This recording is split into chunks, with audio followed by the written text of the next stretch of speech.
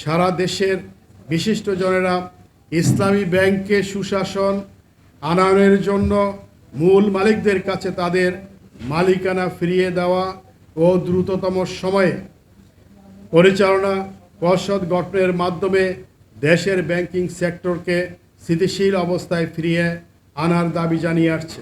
এই ব্যাংক দেশের মিল কলকারখানা ও শিল্প বাঁচাবে।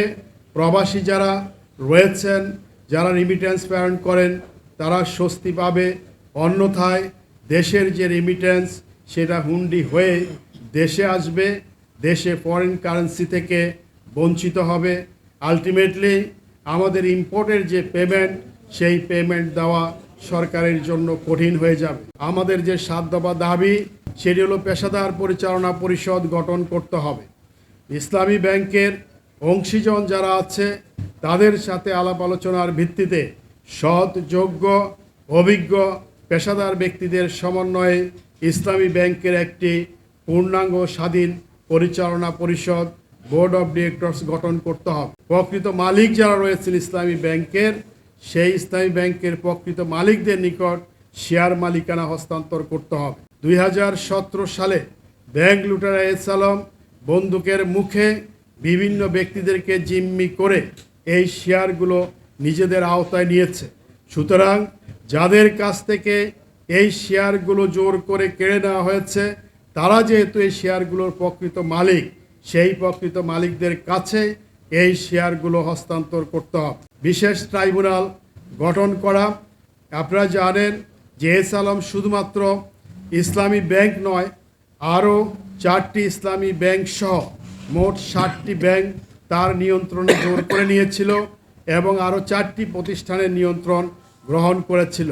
এই সমস্ত ব্যাংক এবং আর্থিক প্রতিষ্ঠানগুলোতে ব্যাপক অর্থের লুটপাট হয়েছে।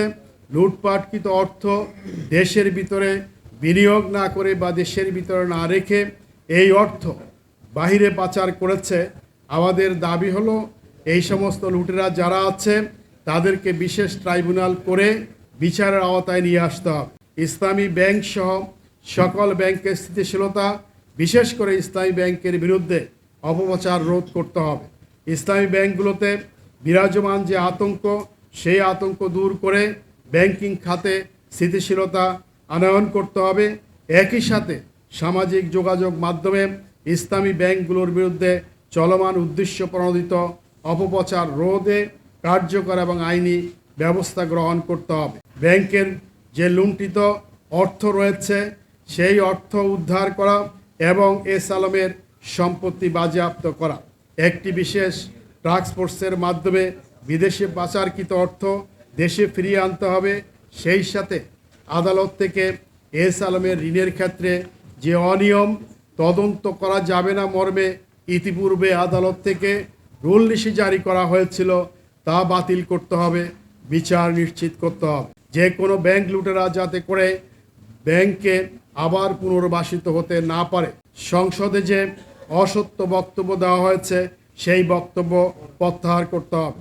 স্বরাষ্ট্রমন্ত্রী, আইনমন্ত্রী এবং অর্থমন্ত্রী তারা ইসলামী ব্যাংক সম্পর্কে অসত্য তথ্য সংসদে তারা উপস্থাপন করেছেন।